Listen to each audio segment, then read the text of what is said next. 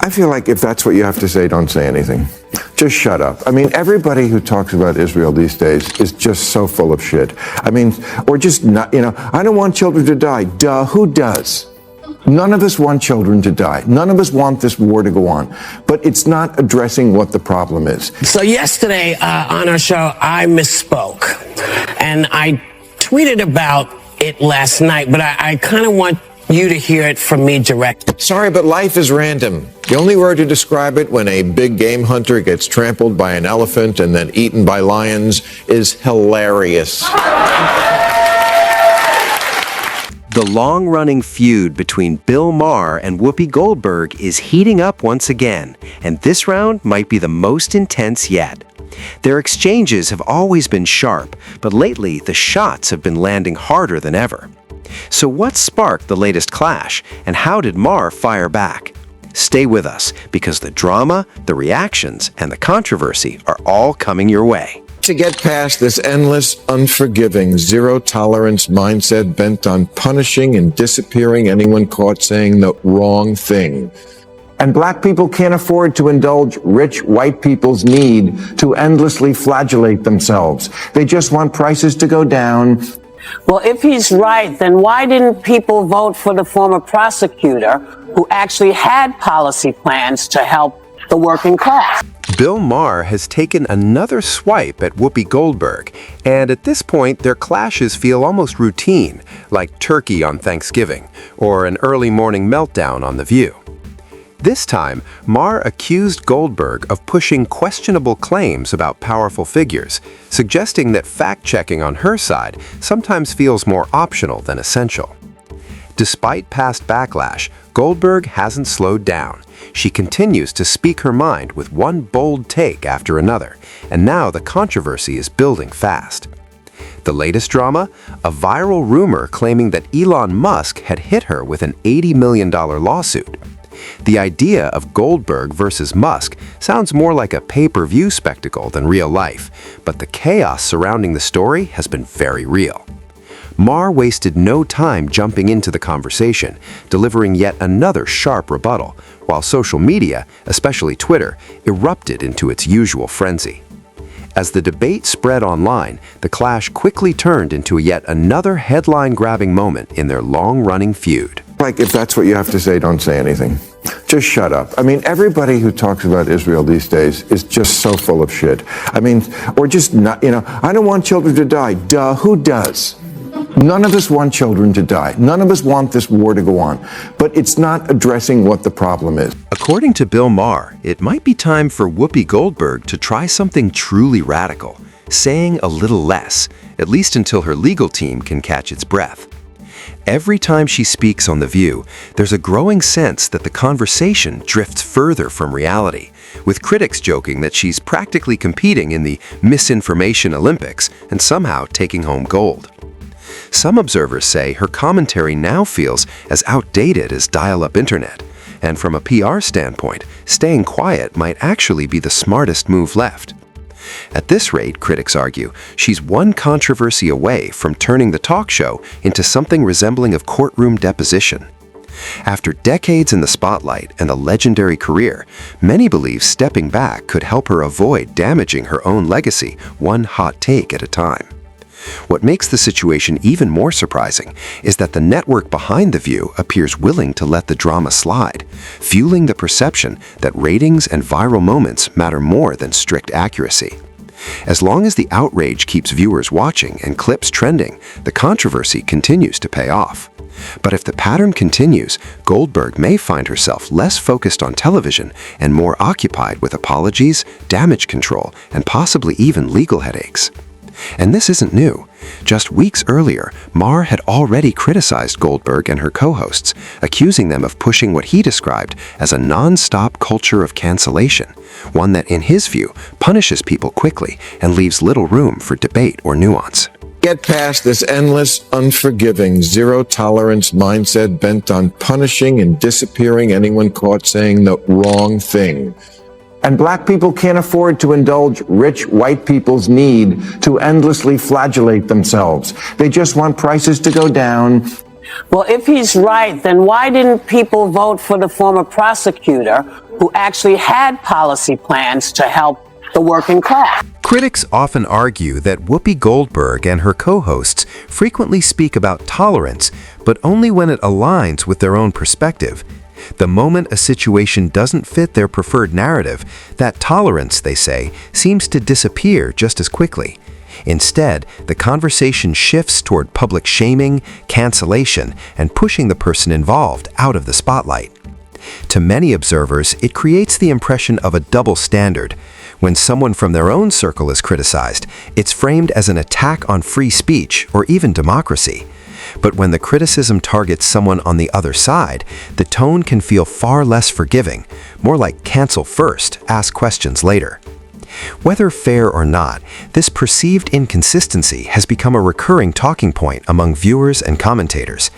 The debate intensified after Goldberg made controversial remarks suggesting that police brutality primarily affected Black Americans, comments that sparked immediate backlash online. Conservative commentator Ben Shapiro quickly responded, challenging her claims and calling them poorly reasoned. The exchange added yet another layer of tension to the already polarizing discussions surrounding The View, where heated political moments have become almost routine. As long as the controversy keeps audiences watching and clips circulating across social media, critics argue that consistency often takes a back seat to ratings, fueling an ongoing cycle of outrage, reaction, and debate. She of the genius sort of sage presence on The View. Thanks. She's like, I'm not saying that maybe white people need to get beaten up for police reform to happen, but maybe white people need to get beaten up for police reform to happen. But how many times do we need to see white people also get beaten before anybody will do anything? So first of all, this is unbelievably stupid. Yep. We've seen many, many cases of police brutality against white people. The Daniel Shaver killing of 2016, significantly worse than what we saw with Tyree Nichols. I mean, Tyree Nichols is really, really, really bad. Daniel Shaver is literally on the ground trying to comply with officers' orders and they just murder him. So this notion that white people have never been the victims of police violence is absolute bullcrap. It is not true in the slightest. For Whoopi, just a reminder. Whoopi Goldberg believes that everything in life is racist except Hitler. The Holocaust isn't about race. It's not about race. What is it about? Because she believes that when Hitler went after the Jews are white, so it was white on white crime. That, critics say, has become a familiar pattern. Many of them argue that conversations on The View increasingly frame complex issues primarily through the lens of race, as if it's the only factor that truly matters. They point to moments involving panelists like rage cycle spinning. After all, balanced discussion, personal responsibility, and careful nuance rarely generate the same viral traction as heated controversy. Flashpoints drive headlines, and headlines drive clicks. That's where critics see the irony. The show frequently speaks about justice and equality, yet some viewers feel the messaging can come across as divisive, keeping audiences frustrated but constantly engaged. It raises an uncomfortable question. If the issues were actually resolved, would the show lose some of the very tension that keeps it in the spotlight? That dynamic was on full display during the now infamous cupcake controversy, when Goldberg clashed with a bakery over a delivery issue. What began as a minor dispute quickly escalated into a public spectacle, drawing widespread attention online. But in the end, the situation didn't unfold the way she had anticipated, and the backlash became a story of its own, fueling yet another round of debate about media narratives and public perception.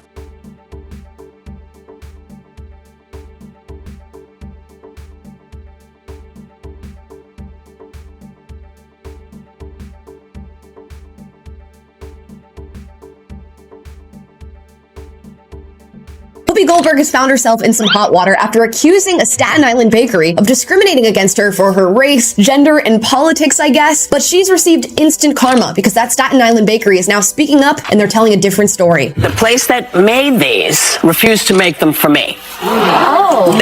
Can't be because I'm a woman, but perhaps they did not like my politics. Yeah. I have to tell you, I'm so overwhelmed by the support between finding out yesterday this even happened and then people coming in, people from all over just supporting us in every way. And just a little background for those who know, they had a boiler here. Again, it's been here 145 years. They had a boiler that was 60 or 70 years old. And the first week in November, guess what? It went on the fritz. They had to be replaced. A much more logical explanation as to why they could not fulfill the order order. Sometimes you call in and something's going wrong and they say, right now we can't take your order. And then you call back a little later and they're able to fulfill it, which seems to be exactly what happened with Whoopi Goldberg, and which is why she had the cakes on the show in the first place. Moments like this are exactly why critics say Whoopi Goldberg sometimes walks straight into controversy. What began as a simple cupcake order quickly snowballed into a much larger public dispute when a long-standing bakery was portrayed in a negative light. From Goldberg's perspective, the situation seemed more serious than just a scheduling issue, but the internet saw it very differently. Online, many people pushed back, suggesting the explanation might have been far less dramatic. Perhaps the bakery simply didn't have the time, staff, or resources to fulfill the order at that moment. Not every inconvenience, critics argued, needs to become a headline-grabbing controversy. As the story spread, social media users even began joking about how far the situation had escalated, quipping that the bakery might as well launch a full apology tour, complete with a press conference and a statement written in icing. The humor reflected a broader shift in public sentiment. In the end, the narrative flipped. Instead of facing widespread backlash, the bakery saw a wave of public support, while Goldberg found herself at the center of criticism.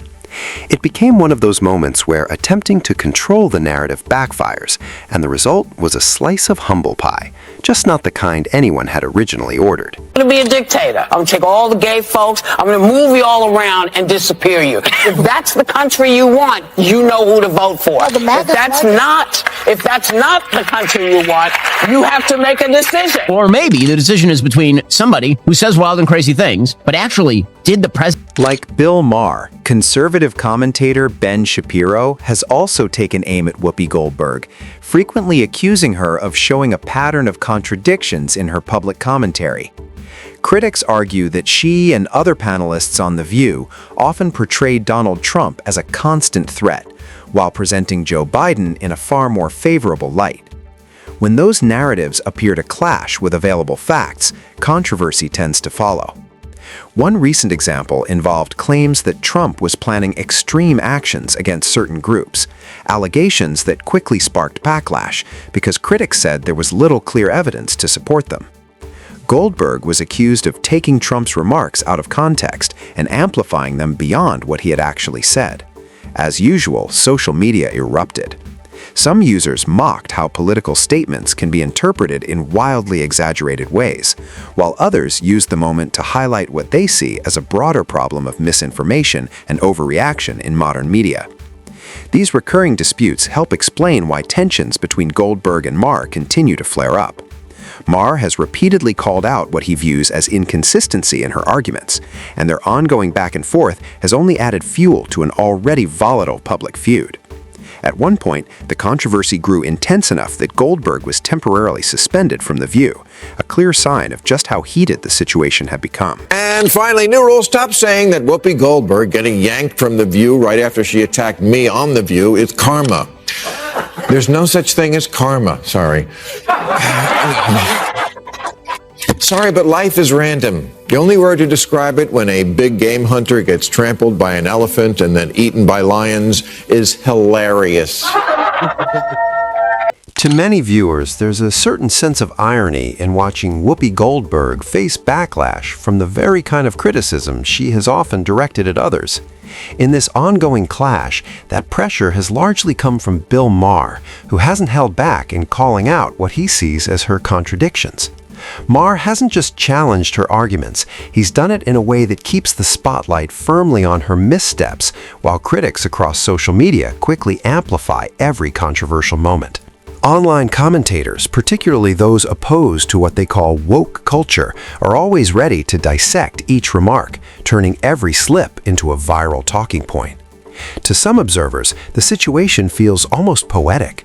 Goldberg and her co-hosts on The View have long emphasized accountability in public discourse, but when scrutiny is directed back at them, the reaction can sometimes appear far less welcoming.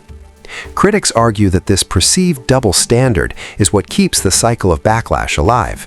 From heated political comments involving Donald Trump to the widely discussed cupcake controversy, each episode has added fuel to the ongoing debate. Meanwhile, voices like Maher and Ben Shapiro continue to challenge her statements, keeping the feud firmly in the public eye. And with every new clash, the audience grows larger, the reactions louder, and the conversation more polarized, turning personal commentary into full-blown cultural flashpoints. That's all for today's breakdown. If you found this analysis interesting, don't forget to like the video and subscribe for more direct, no-nonsense commentary on the stories everyone's talking about.